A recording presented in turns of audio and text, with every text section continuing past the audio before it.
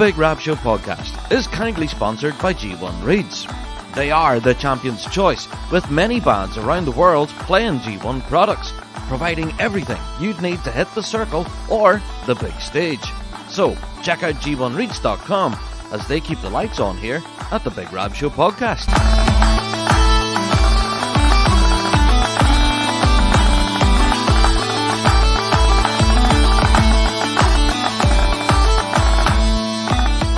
Hello there, everyone, and welcome to another Big Rab Show Podcast. Where am I going to start with this one? Like, seriously, we're about to get into what is such a tangled web. We have had to dedicate an entire episode of the podcast to this. Now, what we're talking about, of course, is, well, we now have 2 major championships confirmed out of a possible 5. And we'll get into all of it. We'll unpack the entire story. And it probably will take a full episode for us to unpack every little nuance within this story. So bear with us as we delve through all of it in this week's episode. And I have absolutely no doubt that this will be one of the most controversial episodes we've recorded in a while. Remember all the headquarters redevelopment pods we did? Yeah, but it's on that sort of level. So it's up there, folks. Anyway, before we get into all the nitty-gritty of this week's Big Rab Show pod, I have to welcome you all, first of all. Welcome. We are the show for the bagpiping folk, reflecting everything in the bagpiping world, be it Celtic music or folk music, or indeed our bread and butter, which is competitive piping and drumming. Each and every week we're here talking about what we know and love to be the music of the Great Highland Bagpipe and its people. And like every other podcast out there, yes, we do have a Patreon. So if you would like to help support our wee show, if you like what we're doing over here and would like to see us make more shows, then head over to Patreon. Click on support, and for your trouble, you'll get your hands on loads of extras. Yeah, there's episodes of Big Rab Show Plus over there that are exclusive to Patreon subscribers. Also, you'll get access to our weekly Fuse FM Ballymoney radio show. So if you do happen to miss the show live on air, then you can go to Patreon and, yeah, catch up. Now, I think at this point, there are literally years and years worth of Fuse FM radio shows. There are weeks, if not months, of audio. I don't think you could actually listen to every single episode of the Big Rab Show on Fuse. I just don't know if it'll be possible now. When you think about it, it's a 2-hour live radio show every week, and you get that in your pocket as a Patreon sub. So, hi, there you are. I know it sounds like a big, hard sell, but yeah, we love our Patreon faithful. It's a great community over there. So, shout out to all of you folks over in Patreon. You are awesome. Yes, so go and check that out. Okay. Right, like every other podcast, we normally have our usual features. All right, we normally have listener mail, we have weekly drone, we have word of the week, we have what's the crack, all that kind of stuff. Well, that's all thrown out the window this week, okay? All because of this huge news story that has had such a massive impact on the piping scene. We did speak about it last week on the podcast, about how earth-shattering this was for the bagpiping world, and we couldn't really quantify it in last week's episode because we were going through all the news and updates, and we had a topic of the week with Lissa, all of that. So last week's pod, don't get me wrong, stellar episode. Really enjoyed the conversation with Lissa, and that was some real good insight there about composition and stuff. Go back and have a listen to it if you haven't yet. But this is such a ginormous story that we wanted to dedicate a full episode to it. Yeah, right enough. We're heading into the holidays, and we should be all full of happiness and joy and sunshine and light and everything. But, I don't know. Having this news drop on us from above, from the RSPBA Board of Directors, it has had an absolutely earth-shattering effect to the piping scene. And to kind of put across the gravity of it all, we've decided to dedicate a full episode to unpack it all. Now, before we do get into everything with this week's topic that we're discussing even, I wanted to play a very quick weekly drum that we did get in following our 12 Products of Christmas episode. Yeah, we are still getting listener mail in on that, by the way, by a load of companies and people out there disappointed that we did not pick their particular brand, their product, their whatever they were trying to sell. So, yes, unfortunately, we could not include everyone under the sun. We did say that in the episode, and, we did not shout out everyone. We do understand that. We did have to whittle it down to a final 12, I guess, on our 12 products of Christmas, what our own personal recommendations were. However, we did not discount anybody else. We said, yes, there's plenty of other great distributors, manufacturers of piping products. Go and check them out. And, well, here's a weekly drum that we got in on that very same topic. So, JD, let's hear this weekly drum. It's the weekly drum. Adding to the 12 products of Christmas. Dear Rab and team, if you were not aware, Lee & Sons Bagpipes runs a sale all December long on pipe bags. They are 20% off. It's a great deal for the holiday season. I just wanted to stop by and mention that. Have a great rest of your holiday season. Check out leeandsonsbagpipes.com/product-category/pipe-bags. And there you are. So that was a huge shameless plug right there. It's not technically what Weekly Drone is for, but fair enough. I admire your moxie. There you go. So go and check out Lee & Sons Bagpipes. Yeah, honestly, yeah, that's a great discount. Yeah, 20%. Can't sneeze at that. There you go.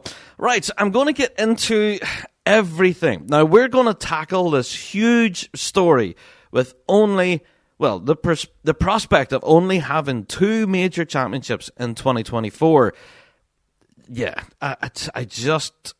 we've had to break it down into component parts. Because this story is so large and cumbersome, we really didn't know where to begin. And whenever I was talking about this at the start of the show, I wasn't joking. Where do I begin with this? Because this is a story that goes all the way back to 2019 and even before then. Like, this has echoes throughout the decades, if you wish. So, depends on just how far back you want to go in the history books as to where we are now. So, the way we're going to tackle this is in 3 parts. And the first thing we're going to tackle is where we were. So where did this all stem from? So, yeah, I think at this point, before we get into where we were, I'm going to take a little brief break at this point. And then we'll come right back and we're going to start tackling this huge topic.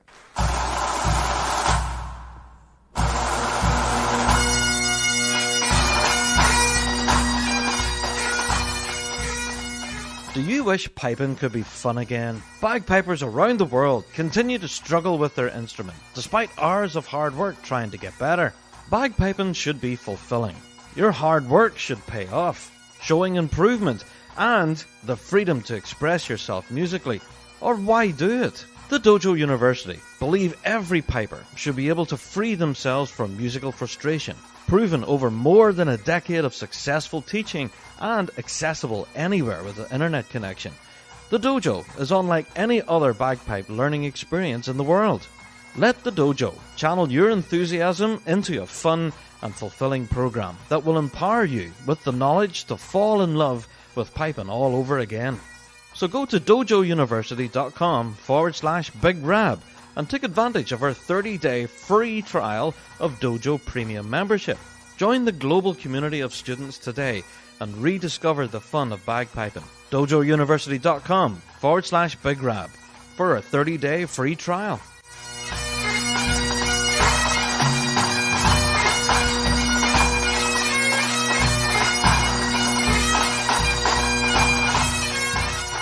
And we're back. And yes, you do need to go and check out that amazing promotion there with the Piper's Dojo. Seriously, we've been promoting it now for ages, but for good reason. We do know a lot of people that have had a lot of great success with it. And so, yeah, we're more than happy to champion it. I have to say as well that there's a lot of great drumming content on there as well. Yeah, so for any drummers out there, don't just discount it because it says Piper's Dojo on there. Yeah, it should also be called the Drummer's Dojo, I guess. But yeah, go and check it out. Shout out to Andrew and everybody there at the Piper's Dojo. Fantastic offer there. Go and check that out. All right, let's get into it. Right, for those of you who have no idea what the heck I'm talking about, well, on last week's episode of the Big Rab Show Podcast, we talked about the news story that dropped from the RSPBA Board of Directors, where they announced that we will have the prospect of only 2 major championships next season. All right? Now, for a lot of people, the writing has been on the wall for this for quite a while. Now, this is where we're coming into part 1 of our discussion. All right? Part 1 out of a possible 3. First of all, we have to talk about where we were. All right? Where did this possibly stem from in the beginning? In my opinion, now you can have your own and you can draw your own conclusion. It may well have started long before this. However, I think that we are still honestly suffering a hangover from the headquarters redevelopment situation. Do you remember all of that? Yeah. Now, I know I'm being completely controversial in saying this, but I still believe that this is a huge hangover from the redevelopment of the RSPBA headquarters. That decision to spend over £1.2 million worth of money that was sitting in the RSPBA coffers to redevelop their headquarters building. That was a huge controversy at the time. Now, whenever we're continuing to ask questions about it that still remain unanswered, we're now starting to see answers starting to come through from the board of directors to say that, yeah, the decisions based on the redevelopment of headquarters were voted in by their members. Now, that kind of has changed in recent years, because what we heard at the time is that there wasn't much of an option given. There wasn't a say, will we spend this money or will we not spend this money? It was a decision for members to say, well, here, we're spending this money, we're redeveloping headquarters, and it's happening. And that's pretty much how it was put to members at the time. We did report that story at the time, of course. It's been all across the local press, and we do know everything that fell out from this. And we're still sort of dealing with it now. That situation has not gone away and has left the RSPBA in a bit of a financial hole. Yeah, because, well, as we know, competitions for the RSPBA are huge revenue spinners. And now, the prospect of only having 2 majors this incoming season, that's a genuine concern. So, let's look back. Where did this all stem from?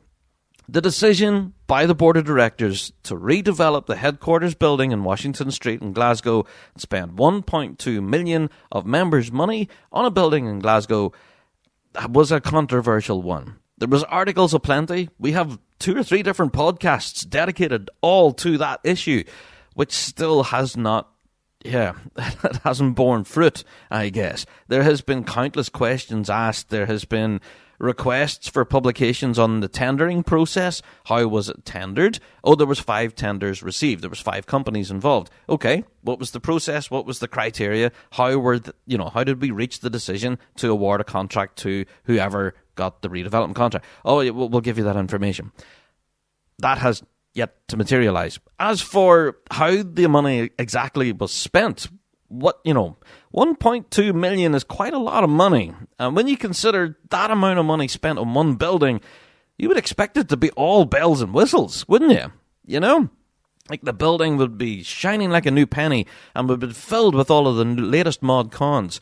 But as we found in recent months, a summer school that was held in RSPBA headquarters in Glasgow had to function without music stands. And there was a bit of an online fundraiser ran by Scott Curry where people put in donations to buy the pupils of the summer school music stands. Now, 1.2 million worth of a redevelopment fund for a headquarters building that would be used for schools and things like this, and music stands weren't available. So, I guess this is still kind of a bit of a hangover from this. Now, we do know you can go and read all of these articles and draw your own conclusions. You can go back and listen to all of our podcasts as we talked about this situation on the decisions that were made by the board of directors at the time, and members were told about it. I don't believe they were actually asked to decide on it, is the thing. But now, whenever we're asking questions now here in 2023, asking about questions about the redevelopment that was carried out back in 2019, 2020, we're being told, it was voted on by the members unanimously, and that was it. But no, it wasn't technically voted on by members. They weren't really given much of a choice. They were kind of told, this is what's happening, folks. We're spending the money. We're getting a new class building. Isn't it lethal? Happy days. Anyway, but I believe this is where this all started. All right, we're not going to be talking about the headquarters redevelopment here. That's a huge topic in its own that hasn't really gone away, as I've said. But this is kind of the impetus of where it all started, because that emptied the coffers. The bank account was empty.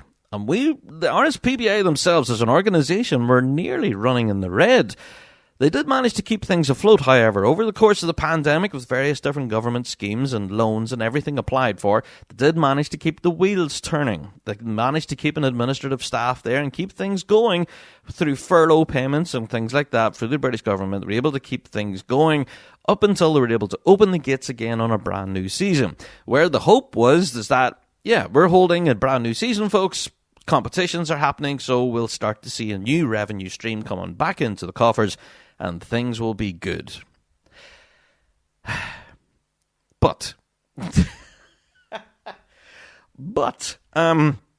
yeah, as we can see, we've looked back at the finances of the RSPBA themselves, and they do make for some quite interesting reading. There's one in particular that was published in 2019 where they detail the expenses that had to be paid out for each championship. Now, in case you don't know, the RSPBA would normally run 5 major championships in the season. We would have the UK's, the Scottish, the British, the Euros, and the Worlds.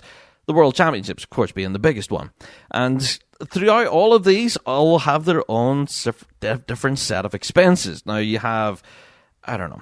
Back in 2019, they had a full financial statement published as part of the minutes for that board of directors meeting, and everything was listed here: the prize money, the official expenses, the programs, the compilers' expenses, radio hire, presentations to people, trophy expenses. There's so much listed here against each event, and it's very detailed. And it was great to see how members' money was being spent.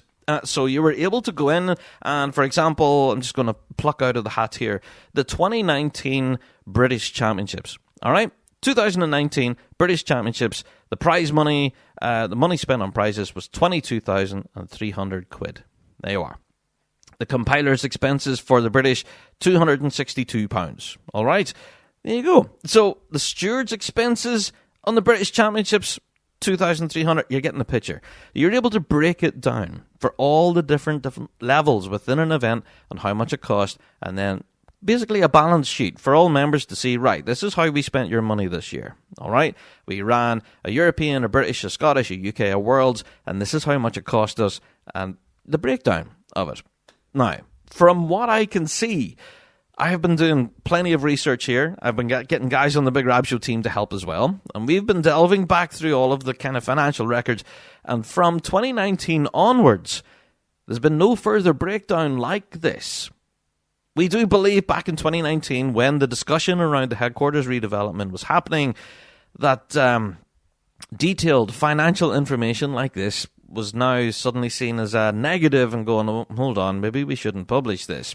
Now, I don't know why that was decided, but yeah, we can't find any other financial statement from 2019 onwards. So, looking at the breakdown of 2019, that's the best kind of figures that we can kind of best guess on, I guess. So, what we can see here, now this is obviously a huge area of concern, and I think this was kind of raised at that AGM back in 2019, and I think that's the reason why these are no longer being published. I'm talking about official expenses.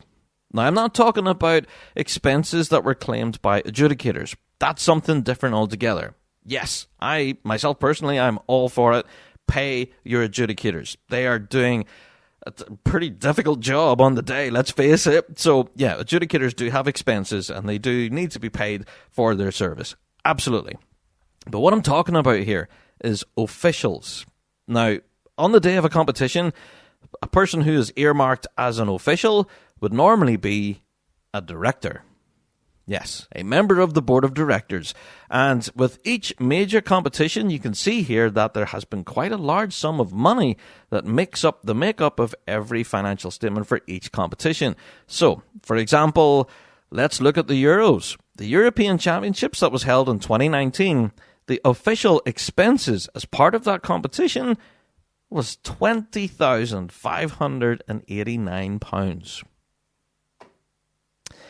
Now, as to what that 20.5 grand was made up of for the Euros, I'm not sure. Was it travel, hotel, meals, all that stuff for our board of directors? No clue. No idea what that 20 grand was made up of, but that's quite a large chunk of change, isn't it? Now, whenever you look at the World Championships, our biggest competition on the calendar, our officials, our board of directors, again, had expenses listed here in 2019 at $16,375 of expenses. Again, quite a huge chunk of change. So, again, this is the latest record we've been able to see on this unofficial expenses. But what we have seen in recent meetings of the RSPBA Board of Directors is that they have put forward motions at the annual general meetings now, I think twice now, to be able to pay themselves an attendance fee. We have spoke about this in previous Big Rab shows, where there's been this motion put forward by directors wanting to pay themselves a fee for attendance at competitions. So, yeah, unfortunately, that has been shot down by bands. Bands had voted it down twice now. I think on the second occasion, there was an 8-page document or something like that produced on this, and a whole reasoning behind why the payment of an director allowance, basically, why it should be put forward and why it should go ahead. But that 8-page document and all of that was, again, voted on by members, and they said, no chance. Nope, you're not paying yourself a fee for turning up to a competition. So, anyway, the long and short of it is, the more we have delved into the financials here of the RSPBA, the more concerns it has with how competitions are, the financial makeup of them. Why are these events so expensive? And whenever we go into the looking of it, I guess, we can see possible places here where we can make savings, I guess. So official expenses could definitely be one area that could definitely have an effect for this incoming season. And we'll get into that, to where we are and where we're going. Anyway, so this all stems from the headquarters redevelopment in the beginning. This is what made members pay attention to the financials to begin with. Normally you would see, the treasurer or whatever would stand up at a meeting, give a little bit of a chat about, here, the bank account's looking well, folks. Everyone's okay. We've paid for all our bills, and yeah, we're looking forward to next year. And that's normally what it would be. You don't just nod your head and go, okay, yep, grand, no bother. Yeah, and move on. But since that headquarters redevelopment debacle, everyone now has taken a very keen interest in the financials. So that's where it was back then, 2019, and then rolling through the pandemic, which financially was a struggle for the association as well as bands themselves. It was a very difficult time, and now we've been trying to rebuild our competition season. As we can now see, the financials have definitely come into play whenever it comes to organising our future competition season in 2024. Now, all of my sources that I've been quoting on this, you can go on the RSPBA website and view this yourself. You can go and download all of these documents that are available there now. You can go have a read at them yourselves. I'm not disclosing any financial information that isn't already out there in the public domain, so don't get worried about that. All right, good. Rab, what you doing? But that suffice to say, it's very detailed. We've seen evidence back in 2019 that there was considerable amount of money being spent on official expenses, and that raised the question. And ever since the question was raised, there's been no official answer to it, and those financial details have not been published since. Anyway, so from all of this headquarters thing and the financial hangover from that, just at the start of this year, we had the announcement around the 10th of February from Colin Mulhern himself saying that the British Championship had been cancelled. Dun, dun, dun. And we reported on that story at the time, of course. So I'm going to go back and read that statement again by Colin Mulhern. It said, on the 10th of February earlier this year, it said, following consideration of the extensive feedback from RSPBA branches, individuals and existing event promoters, a viable solution to spread the championship grades across minor competitions cannot be found. This is primarily due to the substantial knock-on effects to already established local events. This will come into play later on in the pod. You'll find out why I'm reading this. It goes on to say, the board of directors share the disappointment of the membership in being unable to find a solution and are now working on securing promoters and venues for the 2024 season and beyond. And that was published by Colin Mulhern. It was signed by the RSPBA chairman, Kevin Riley, on the 10th of February this year. Yeah. So, back then, when we were talking about the cancellation of this competition of the British Championship, we were all saying, oh, hold on, is this the first domino to fall? Will there be others? Now, as you know, our season this year, it was what it was. We had one less major, I guess. The season was what it was. And we reported on the entire season this year. We had such a great time. There was a lot of great music played, some great competitions as well. I have to give the RSPBA full credit here. There was some real cracking good competitions had.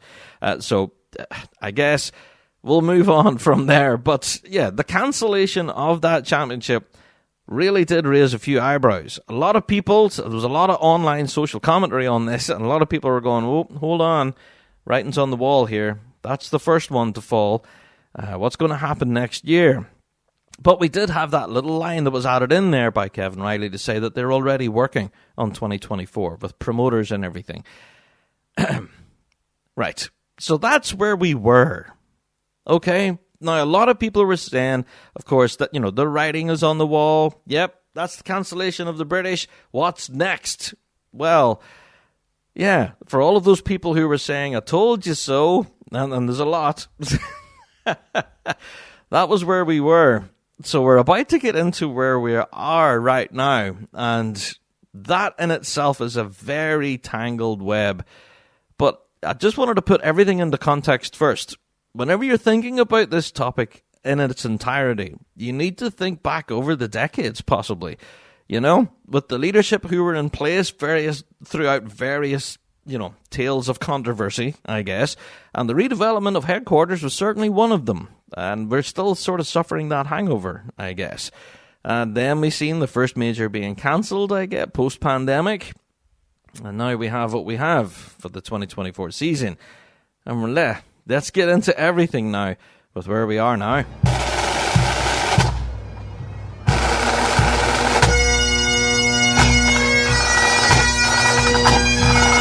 Whether you're performing in a parade, on the field, or on the grandest stage, our marching drums will be your trusted companion, lightweight, durable, and crafted for maximum comfort. You'll feel the power of every beat without compromising your performance. With a wide range of sizes, styles, and customizations, you can find the perfect drum to suit your unique needs and preferences. March with greatness, elevate your sound, and create a lasting impact with the BDC Axial Snare Drum. Now's the time to stand out from the crowd and make your mark on the world with British Drum Company. Visit BritishDrumCo.com for information on all our marching drums. Unleash your true potential.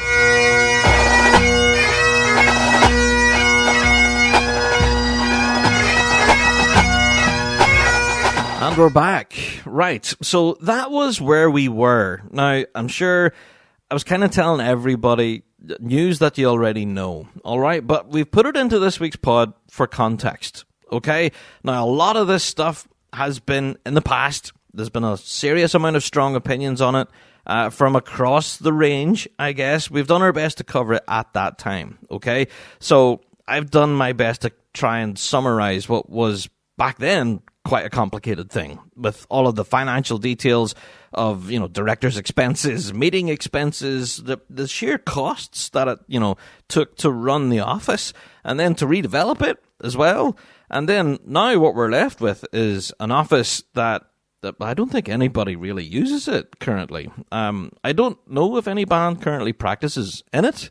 I think bands have requested to use the building for band practices and such, but they found that they have to pay to use the building, and there's a booking system in place, and you have to be out by a certain time, and I don't know, that's another tangled web in itself. Anyway, we're not talking about headquarters anymore. We are talking about the situation as it stands right now. Let's get into where we are. The announcement that dropped on the 7th of December officially by the RSPBA came as no surprise because it was published unofficially by pipesdrums.com. Yeah, a letter was issued to all member bands of the RSPBA, and then, I think within a matter of hours, it was published on pipesdrums.com. And then that kind of forced the hand of the RSPBA, who at this point had not released an official statement. That kind of did force the hand and go, okay. Pipes Drums published it, so we're going to have to publish it now on our website. So that's what they did. So let's read the statement verbatim. All right. Now bear with me because there's a lot of real interesting information in here, and we need to delve into the detail. I think that's where the devil is. The devil's in the detail. Isn't that what they say? All right, let's get into the statement. It says, to all members of the RSPBA. Now, this comes from, of course, the chairman, Kevin Riley. It says, I would like to get a message to you as soon as it became clear to the board of directors the situation regarding major championships in the 2024 season. Now, keeping in mind that Kevin had a statement out in February the same year. See why I read that? There you go. Let's move on. At this moment in time, I can only confirm that we have the Scottish Championships in Levengrove Park in Dumbarton on the 27th of July and the big one, the World Championships in Glasgow Green on the 16th and 17th of August. All right, next paragraph. I can imagine the disappointment that this will bring to many of our outstanding bands who support the RSPBA year on year. It is very disappointing to the board of directors who have worked tirelessly to secure major championships for the last 2 years. We have been working with many local authorities and private entities, not only in Scotland, but England, Northern Ireland and Eire. Moving on. As you are aware, many local authorities are finding the money situation as difficult as everyone else, and they tell us they don't have the disposable income to commit to 2024. Many of the meetings we have had are looking towards local authorities hosting major championships in 2025 and 26 and onwards. We will continue to be involved in these discussions. One local authority has indicated they won't be able to tell us until January 2024 if they intend on hosting a major championship.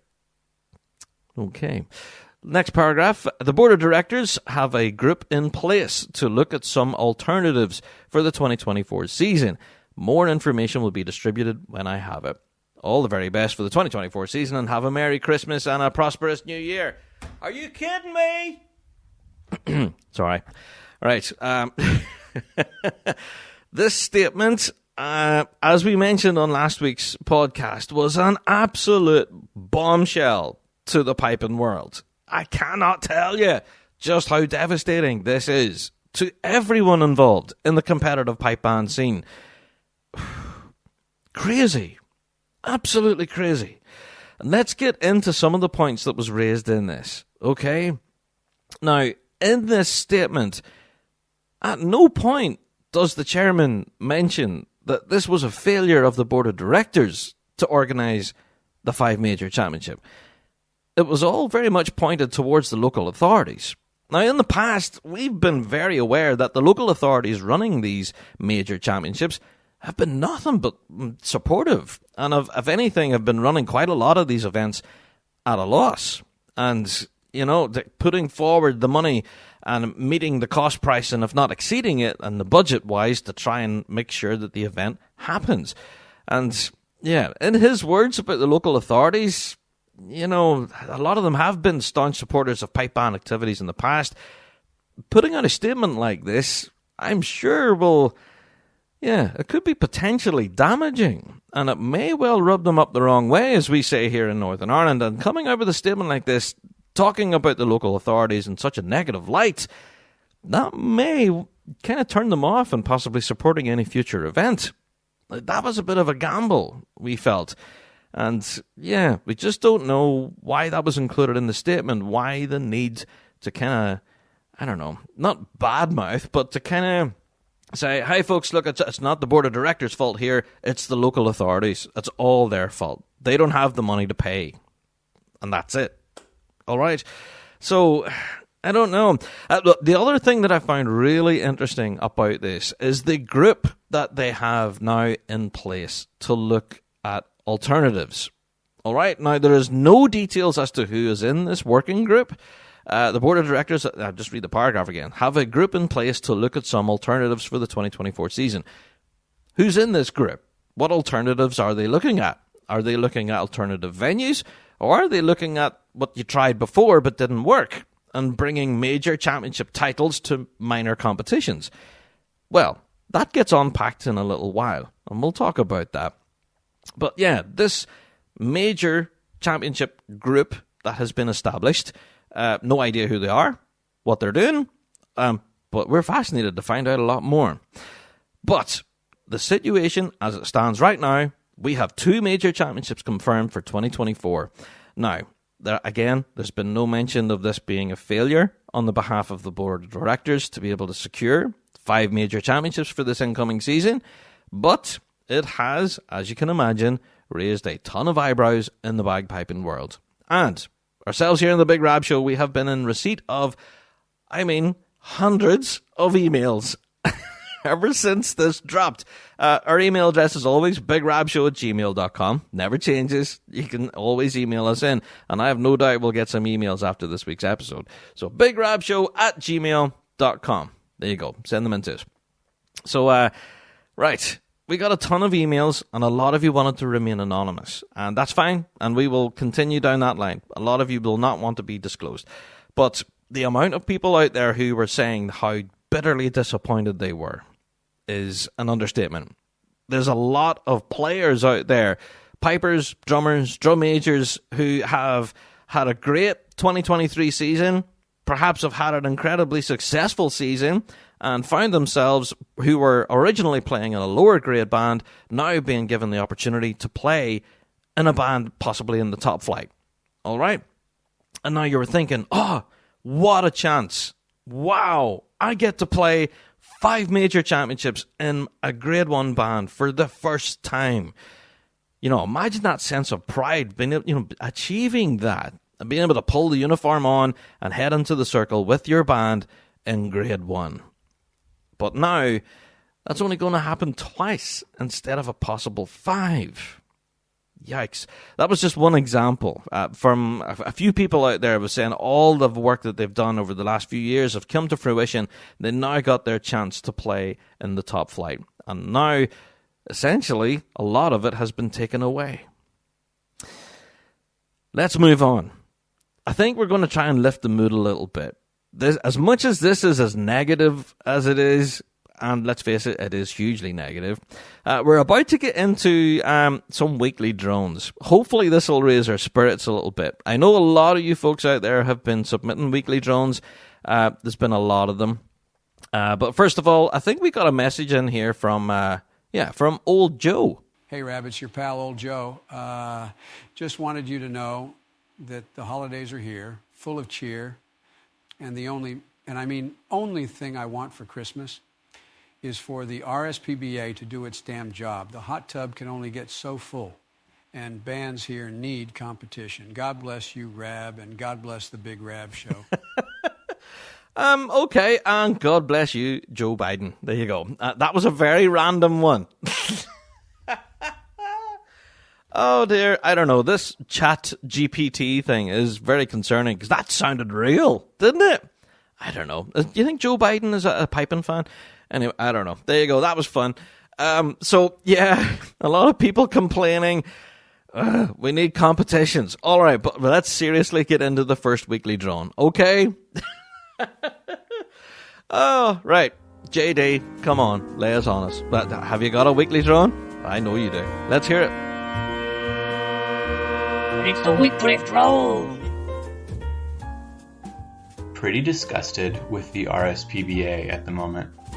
Waiting until fees were paid before finally announcing the news we all expected is a bit low. The association needs a dramatic overhaul, possibly with competing member band members on some form of steering group.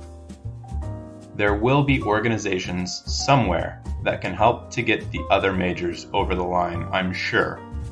The current association leadership is clearly doing a terrible job of selling what we do to councils and businesses for securing events. Weekly Droner. Yes, the topic of fees were on a lot of emails, but as you just heard there in that Weekly Drone, yeah, there has been no talk about a reduction in fees. Now, as you might imagine, the RSPBA themselves as an organisation does need finance to run. We just talked about it earlier. They have loads of administrative fees and expenses that need covered. And, a lot of it, not all of it, but it's certainly covered by membership fees paid by bands each year. Now, we have talked about this with other branches around the world, of course, other organisations who have reduced or completely frozen or just said, hey, you're not paying fees this year. We weren't able to run a competition due to a pandemic, right? Well, we don't have any such excuse anymore. There is no pandemic, but hey, we now only have 2 majors. So will we see a reduction in our fees? And the answer is no. So there's been no such talk about a reduction in fees as a result of having only 2 majors. As for your suggestion there about a possible steering group, now, I do believe that's a great idea, especially if it's made up of with competitive members who are from the scene, knowledgeable, and could hopefully help in some way. Now, that, in my opinion, would be really interesting. Now, I do know that a lot of people within the membership of RSPBA and competing bands will definitely have the expertise to run quite a stellar event. And I know there's ones out there that do work in the event organization field and could definitely help out. So, a steering group, absolutely. But such a thing has not been sought. It hasn't been requested. There hasn't been an email went out to members saying, hey, can anybody help us? There's been nothing like that. Instead, there's been a group already established, made up of mystery people that we don't know who they are, and they're working away on a possible solution, or they're working on stuff for 25 and 26. I think they may well have abandoned all hope for 2024. Anyway, but Weekly Droner, all good suggestions there, I would argue. But yes, you do echo the opinion of a lot of people out there in the piping world who are pretty frustrated with the board of directors right now. Now, whenever you say you're frustrated at RSPBA, I do assume that's who you're talking about. The board of directors, the folks at the top brass who are making all the decisions. The RSPBA themselves are the members, all the bands, So, I'm getting into semantics now. But there you go. Thank you, Weekly Droner. I do appreciate your input there. Thank you. Let's get on to the next Weekly Drone then, JD. Come on, let us have it. It's the Weekly Drone. Rab. The success of the RSPBA is partly determined by reviewing the number of successful championships operated and held within the UK during the reporting period, as per their objectives and aims in their annual accounts. Minor contests and smaller bands are vanishing left, right, and center. 2024 looks like just 2 majors, and 2023 had 4. And even at that, there were question marks over the recording of the judging results. Notes from a recent meeting documented, all directors should be on duty at the World Championships, even for a few hours? Really? On our biggest day of the year? I'm sorry. If this was any other business, folk would be sacked, or the whole operation shut down. We need a vote of no confidence for the current leadership team. We need the right people running the organization from the top down, and we need to be engaging with large corporations to help support and sponsor championships again. If not, we need bands to break away and start afresh, possibly having pipe band festivals or exhibitions using different styles of competition format and locations. While many of us play for the enjoyment, a lot of business rely on the competition scheme. It's time for a change, and that time is now.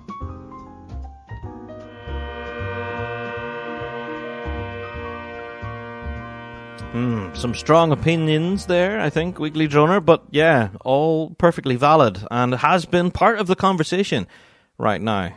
There is a very strong opinion out there from folk in the piping scene about a vote of no confidence. That, yeah, they have no confidence now in the decisions being made by the current board of directors. And yeah, they are seeing that this 2 majors confirmed as being a huge indicator in the direction of where our piping scene is going, and they believe that change is necessary to bring 5 majors back and to, yeah, start putting some more money back into the coffers again. Yeah, I don't know. As for a breakaway organization, we have talked about that on the show before. It's been suggested in various different social media comment boxes and such.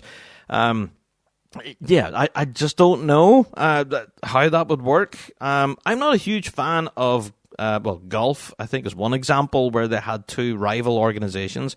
One splintered off and started doing its own thing, and then there was like 2 big golf organizations. I don't know. I'm not a golf fan. But apparently there was the same thing in the darts world, that there's 2 rival darts organizations, and they both hold world championships.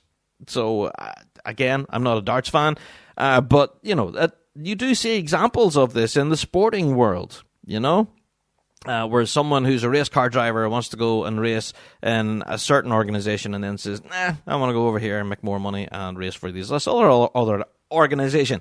So it can happen. So do you think that'll happen in the piping world now? Do you think we'll have someone who is an RSPBA world champion and then we'll have someone who is a Big Rab Show world champion? Possibly. I don't know. I know I'm joking and making light of the situation, but honestly, it is a genuine question that could be a very real prospect. And I guess if it happens, it happens. And we will certainly be keeping across both worlds as best we can, both organizations. And so that's a very interesting proposal there.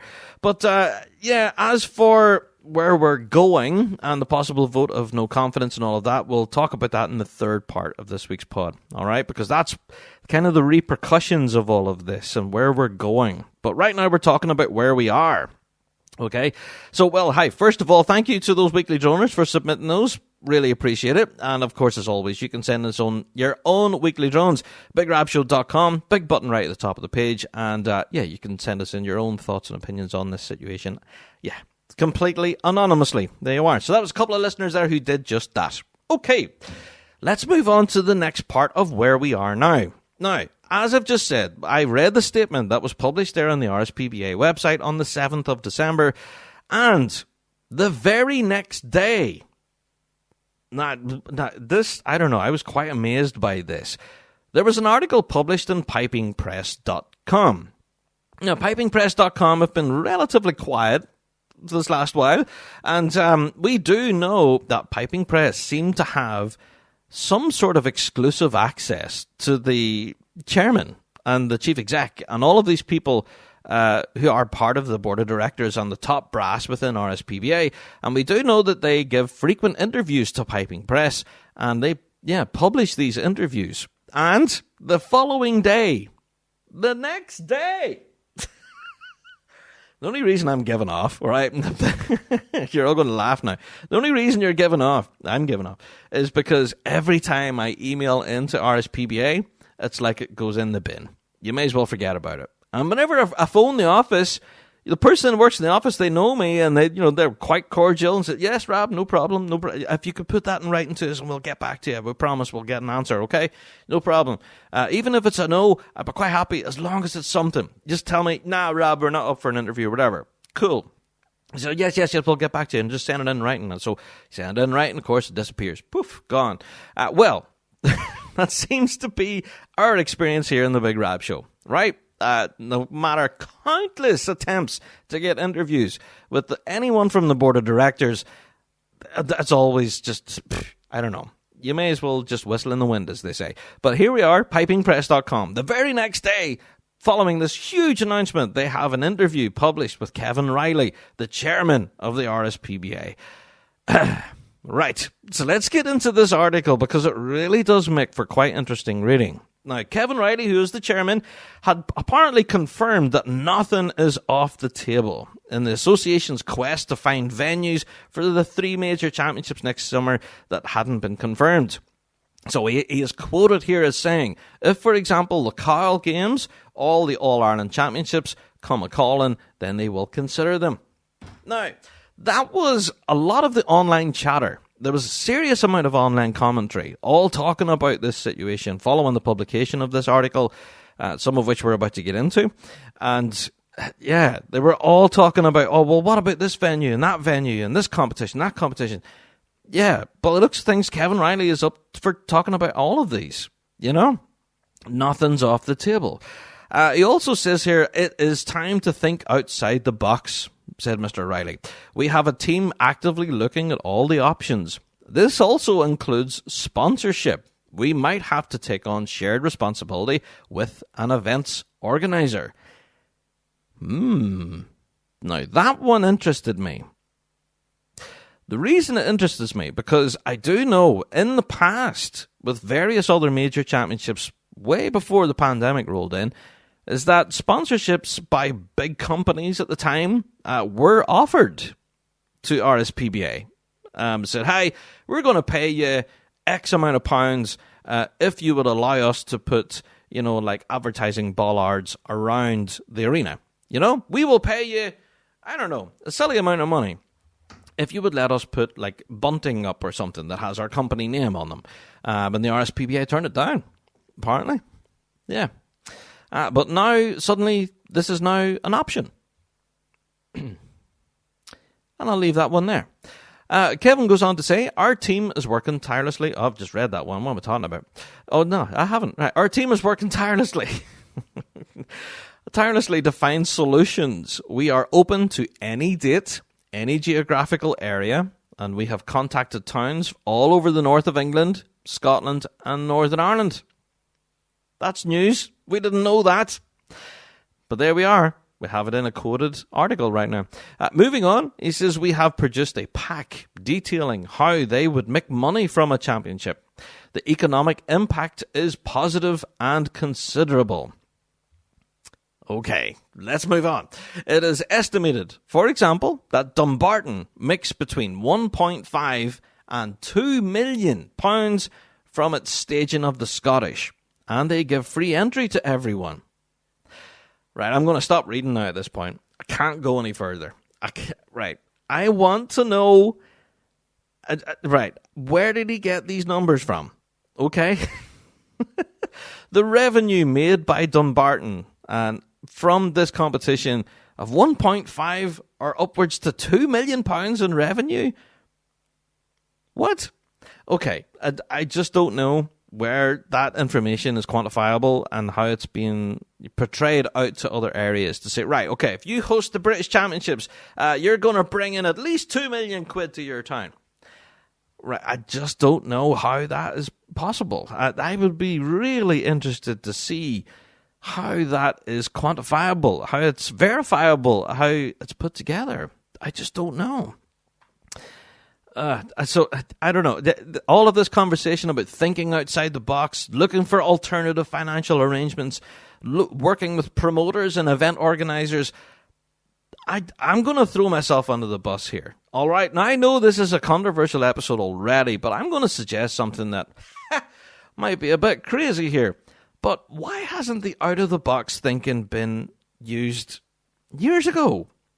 You know, things like sponsorship or using a bona fide event promoter or organizer. Why hasn't that been considered in the past? Why is it only a thing that's being done now? I don't know. Am I mad? Am I crazy? I probably am. But yes, this out-of-the-box thinking isn't really out-of-the-box thinking for me. I think it's kind of, whenever you're running a huge event like this, it would be kind of in-the-box thinking. You know, how can we, engage with, outside companies to make this event even more successful? I don't know. Maybe I'm just crazy. Anyway, moving on. We're going to continue on with this article now. Okay. Moreover, apparently Kevin Riley had said that Aberdeen had made profit from running the Euros last year, and the event was so successful that local pipe bands have launched an online petition to have it restored. And he went on to say, I went to thank them for it, and I can confirm that I have signed it. So Kevin Riley signed the online petition to save the Aberdeen hosting of the Euros. I'm going to leave that one there. All right, let's move on, Rob. I'm getting worked up. On to the next one. Right. The interview continues. He said, we like the idea of the Worlds being the final event, the climax of our season. But if we have to go beyond that date, then we have to go beyond that date, which is fair enough. Okay, we understand that. He goes on. He talks a little bit more about hashtag the Majors team. So, the Majors team are exploring how a championship could be split over several minor competitions. For example, a Grade 3 British Championships at Dunbar, for example. So, apparently the names were just chosen at random to illustrate his point. But I would argue here, that's been tried before. It was tried last year. Well, this year, I guess. It was tried earlier, wasn't it? And then we had that earlier statement. Remember, back in February, when we said, hi, we tried to put that together. Didn't work. So we don't have a British Championships, folks. Are you seeing a bit of a pattern here? Anyway, let's move on. He continues to say what a boost that would be for minor competitions. And he also says, I don't think that the logistics would be insurmountable. Okay, there's a lot to digest here, folks, isn't there, in this interview? So let's carry on. Given the difficulties, he says, we are having, it is clear that the old council contract model is not fit for purpose. What about sponsorship, he says? I believe this would be attractive to companies. Think of the exposure their name and products would get with their hoardings around the Grade 1 arena at a major championships. Yes, this has been suggested before. And as I mentioned, it has been shot down before. The RSPBA very much been wanting to run these events in-house. And yeah, bringing in outside, manufacturers, companies, advertisers, event promoters, and that was always kind of seen as a negative thing. But now, we're now seeing it as a positive. Another line that he adds into the interview here is videos of these events are watched by tens of thousands of people around the world. Yeah, but do you remember hashtag Streamgate? Anyway, let's move on. I can assure all our member bands that we are working very hard on a way forward. No effort is being spared. In the meantime, I want to thank everyone for their support and suggestions. Hey! There you go. You can go and read that entire interview, by the way. It's up there now, pipingpress.com, and I would urge you to go and read at it, and perhaps read it when you're sitting down, okay? Because the more you read at it, either the more angry you get, like me, or...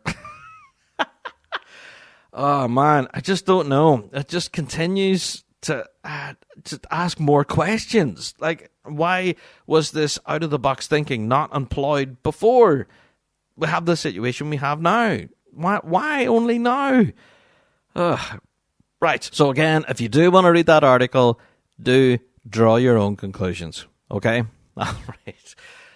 So that's where we are right now, okay? Now, you may well have caught this on social media, or you may not, but ourselves and the Big Rab Show team, we have just released a bit of a Christmas video at this time of year. Now, normally we would do this, and it's kind of in celebration of our piping world, I guess, where we talk about, oh, hey, wasn't it a great year? Let's look forward to next year, all that kind of stuff. Well, we couldn't let this situation go, unnoticed, I guess. So we had to write a letter to Santa. Dear Santa. Now, what do I want for Christmas? What do you think, big fella? All I want for Christmas, what is it? Is 5 major championships in 2024. Your friend, Big Rab. Yeah, I think that'll do. Aye, good stuff.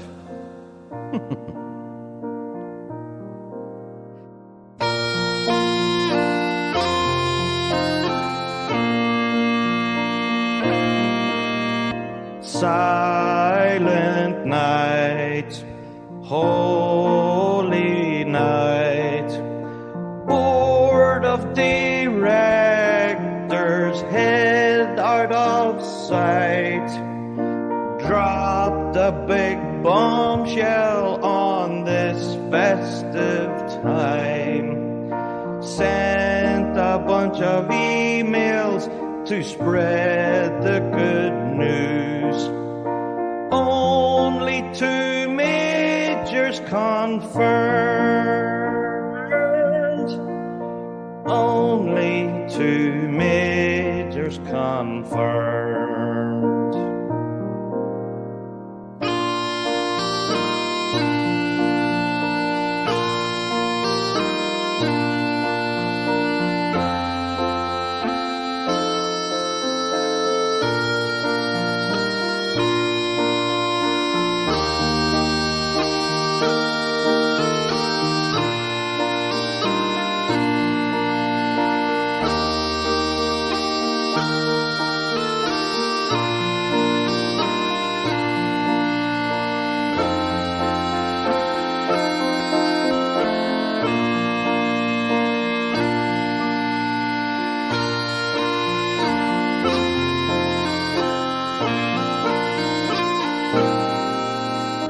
Silent night, holy night, Washington Street are in despair, elected to do their jobs with lots of care.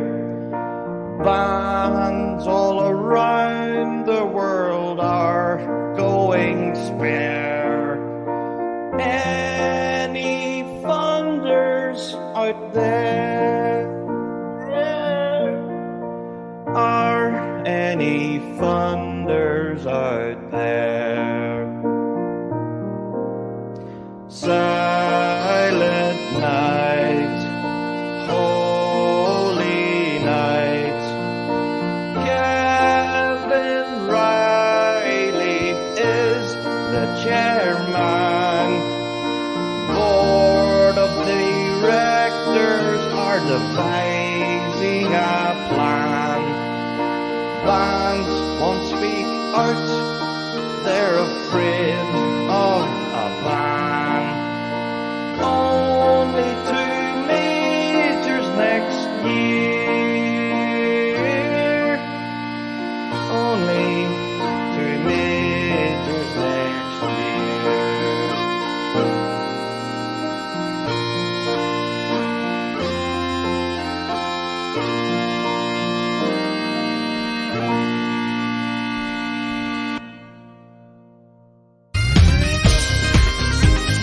Wallace Bagpipes. Quality, pride and passion, made in Scotland. Proud bagpipe supplier to the Red Hot Chili Peppers.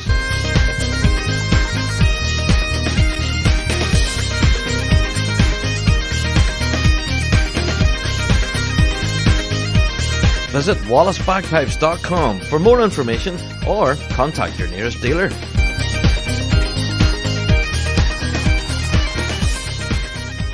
And we're back. Yeah, that's a wee bit of Christmassy fun there, I guess. Some people have suggested that that could possibly be the Christmas number 1. Not so sure about that, but hey, it was a bit of fun. There you go. So we poked fun at the situation, I guess, and had a bit of a laugh, I suppose. Trying to make people smile this Christmas time. So there you go. But right, let's get into the third and final part of this week's pod.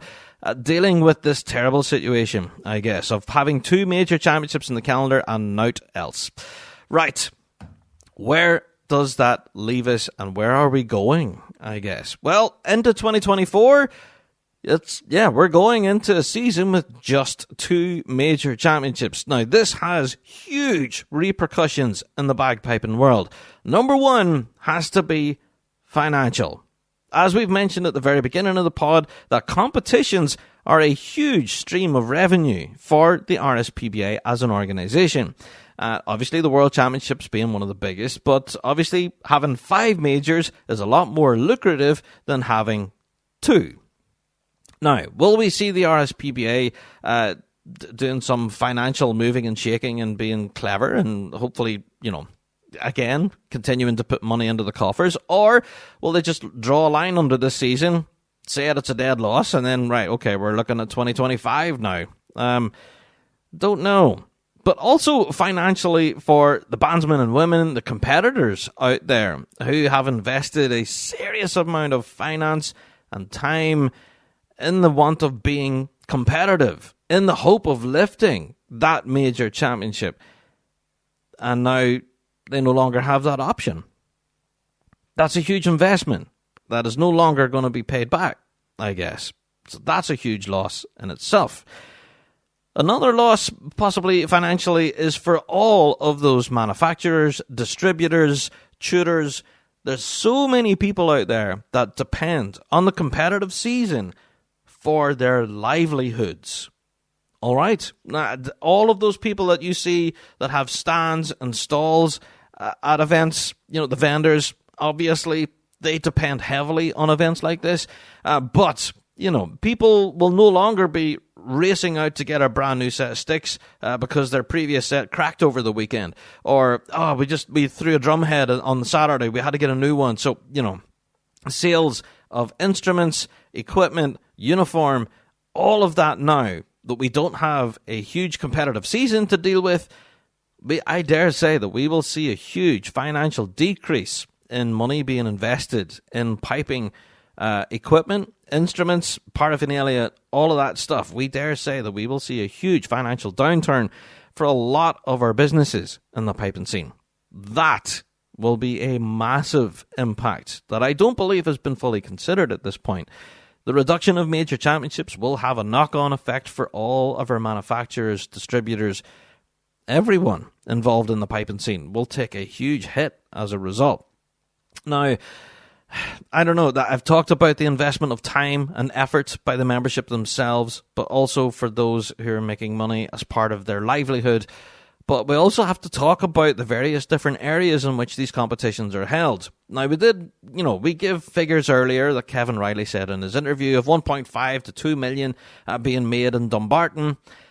We don't know quite where he got those figures from. We are curious as to where they came from. But we do know that the World Championships have had, quantifiable and, you're able to see the benefit that it brings to Glasgow City each year for the Worlds. I think it is reported on, and we can see it in local press articles as well, that the World Championships manages bringing in quite a dose of money to Glasgow. This will have a knock-on effect for these council areas that would normally have held these events in the past. Yes, they've made the financial decision not to host them, but they will have that knock-on effect now that they won't have that event in their area and that potential revenue from piping fans. So that's one to consider there too. Yeah. Now, as for the reasons why these championships are not being taken up by these district councils, that's another topic in itself. Why are these competitions apparently so expensive to run? One recent figure that has been quoted for running a major championship in a local area has been of 150k. 150,000 quid to run a major championship. Now, as to what that 150,000 is spent on, no idea, because the breakdowns are no longer published. Remember we were saying at the very beginning of the show, back in 2019, when they were published, you were able to itemize it and see exactly how much was being claimed as expenses by officials. That made for interesting reading, didn't it?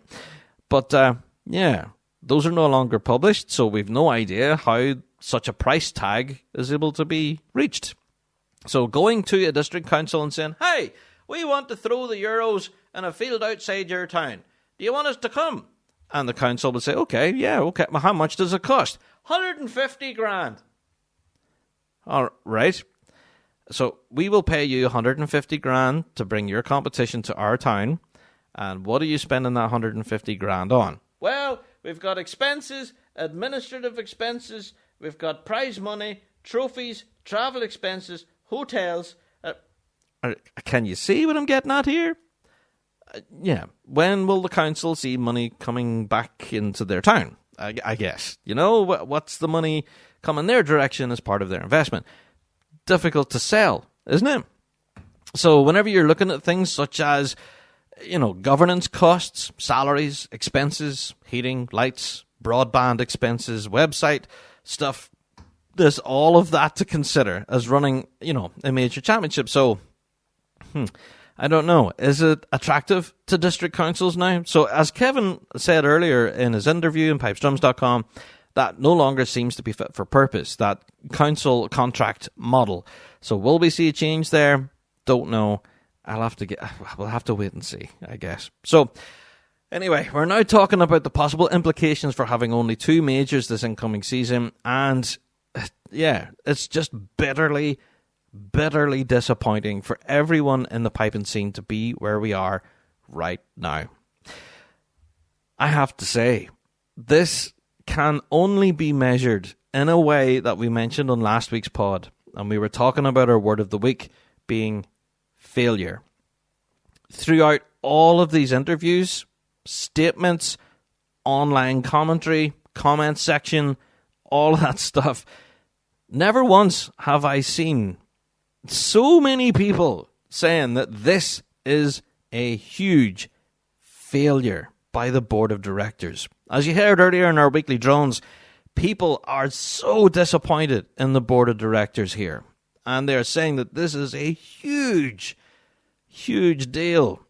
And, you know, the mismanagement of this, I guess, I don't know. Some people have been saying that it's mismanagement. I don't know if it is. Essentially, I am trying to see both sides of the argument here.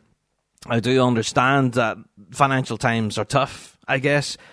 But there is an argument here that this was apparently being worked on from February of this year. Since we had the cancellation of the British, the wheels were in motion to start the season for 2024. So they had the guts of a year to put a season together. But here we are with 2 majors, and we're left wanting. I think our message, as we've delved through all of this, is that the impacts of this news will have an earth-shattering effect on our piping world. That I have absolutely no doubt. We have seen at a branch level, though, that things are certainly beginning to thrive. Now, branches over in Scotland, of course, they are kind of taking the bull by the horns here. And their minor competitions, I have no doubt, will now see a bit of a bumper season, as people will now be supporting the minor competitions because there's no majors to go to.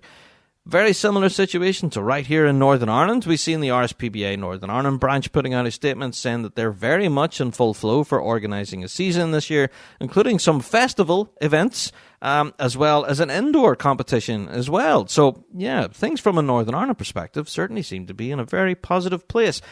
So, as well as other branches across Scotland and the rest of the UK, things seem to be very positive.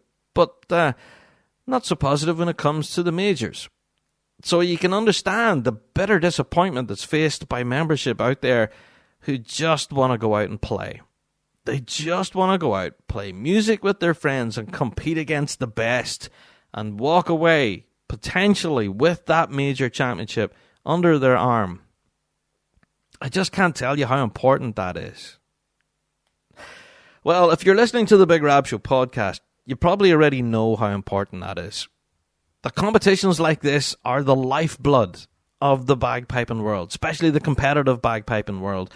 And this could have huge implications rolling forward. Let's face it, 2024, we may not be able to crown a British champion, a Scottish champion, a European champion. And that in itself, I just don't know. I just don't have words. The potential, loss that we have music-wise. Like, I think of the performances we're now going to miss. You know, the potential to meet friends on the grass, hang out for a day, thump out some big tunes, celebrate successes together, and then talk about it on the podcast the next week. You know? Now we're not going to have that.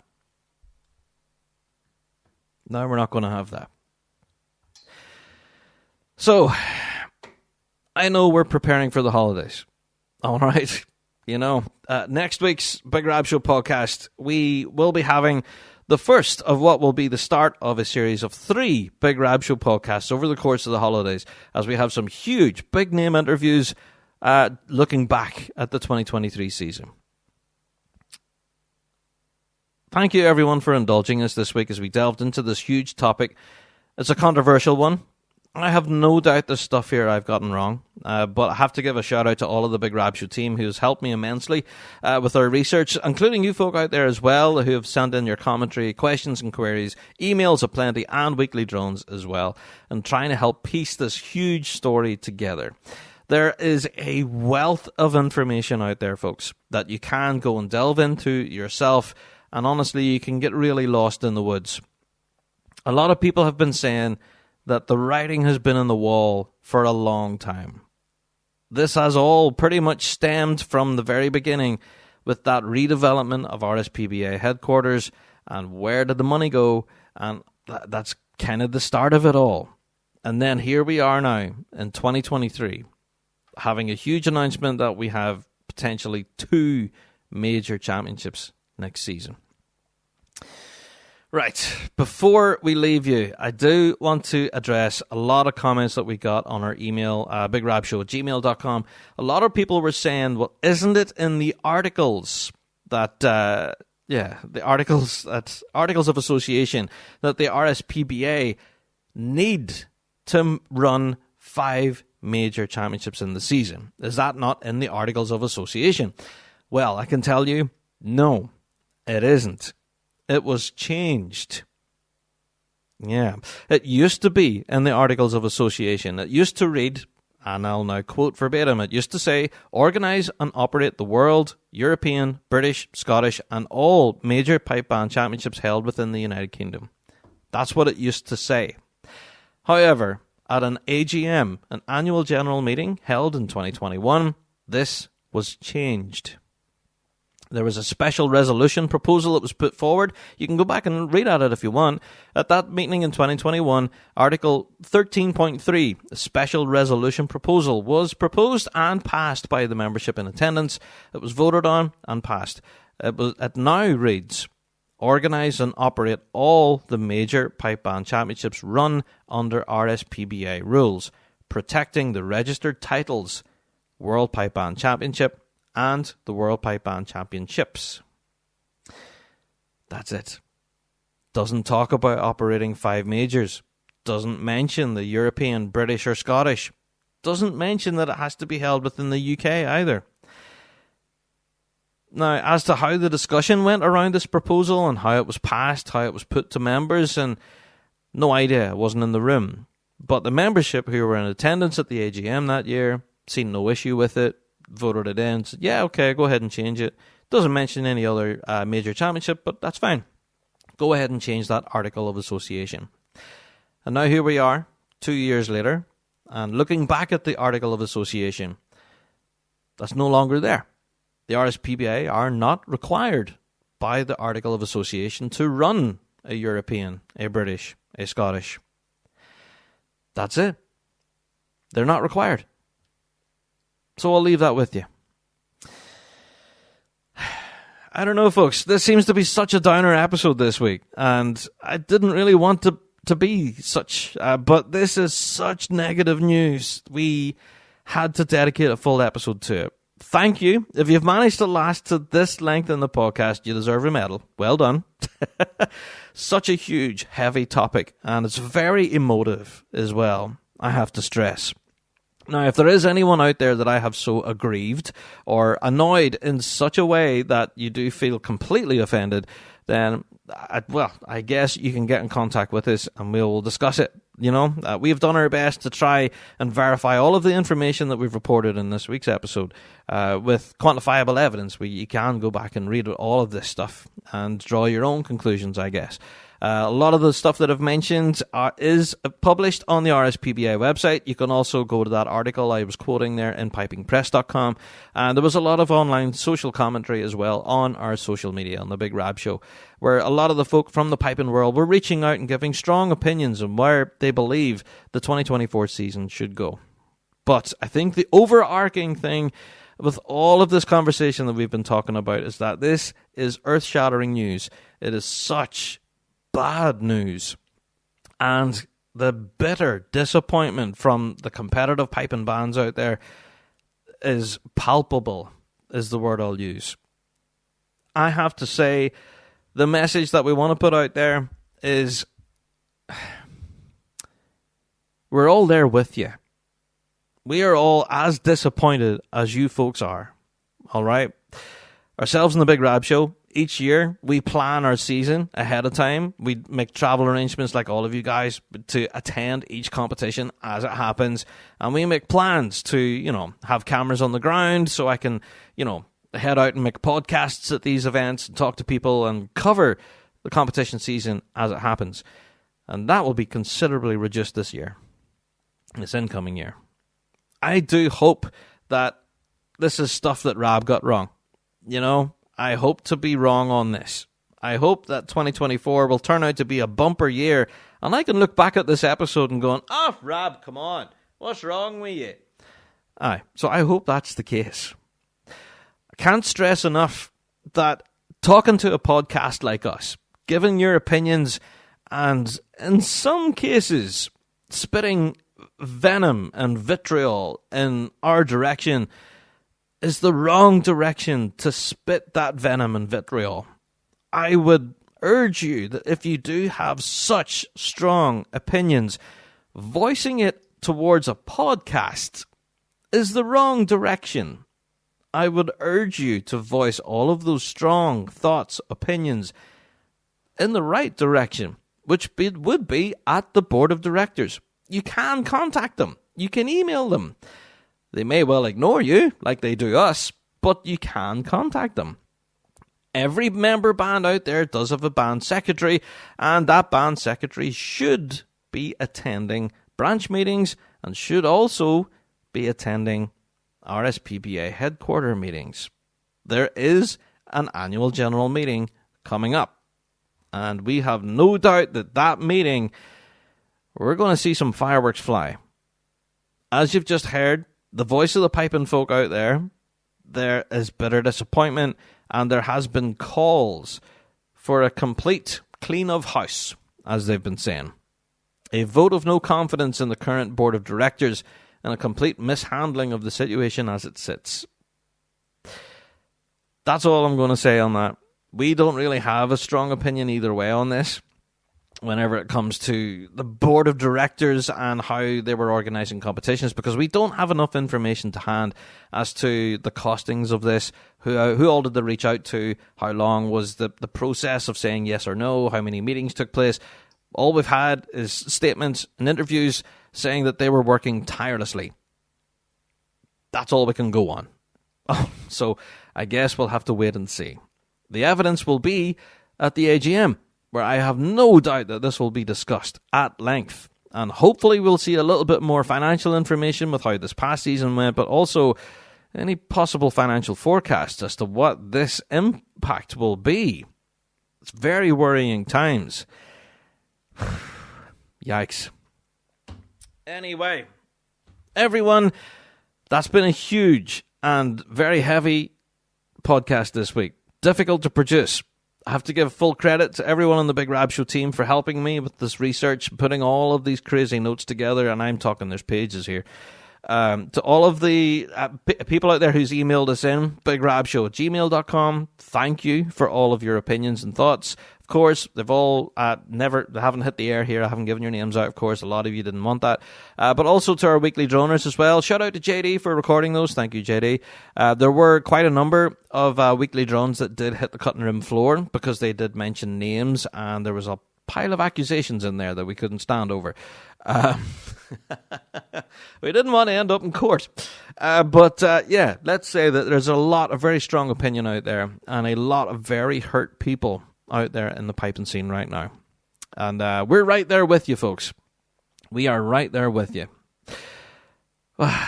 Well, thank you, everyone, for downloading this week and each and every week. And we do hope the next time that we're talking to you, after the holidays, of course, that we'll be in a much better place. We do hope to see that there will be, a possible future announcement to say, hey, we're only joking. We're going to have all 5 majors, and here's the dates, here's the venues. Go ahead and book your hotel. I hope that's the case. So, as I've said, over the next 3 weeks now, folks, we're not going to be leaving you, standing with no podcast. We will have a pod each week throughout the holidays where we're going to be interviewing some of the big names in the piping scene. If you're over there on Patreon, you may well have already had early access to these, so shout out to our Patreon faithful. Go and check out your Patreon feed. You may well get early access to next week's episode. That's all I'm going to say.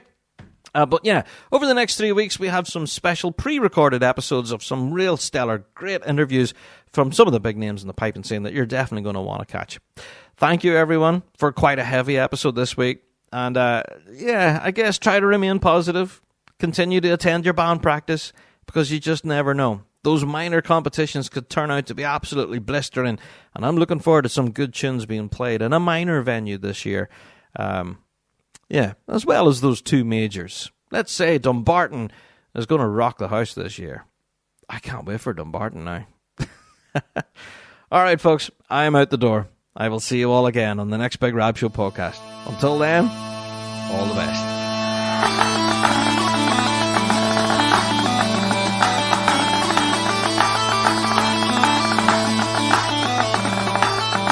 Well, that's it for another Big Rab Show podcast. Thanks so much for downloading this week, and a special thank you to our sponsor, G1 Reeds. Played by bands around the world, they are the champion's choice. Check out g1reeds.com for all of your piping needs. Don't forget to check out thebigrabshow.com to be kept up to date with all of the latest news and views from around the piping world. And also, check us out on Patreon. For $5 a month, you can get your hands on tons of extra piping goodness and be a part of the Patreon faithful. So, until next week, folks, we'll see you right here on the Big Rab Show podcast. All the best.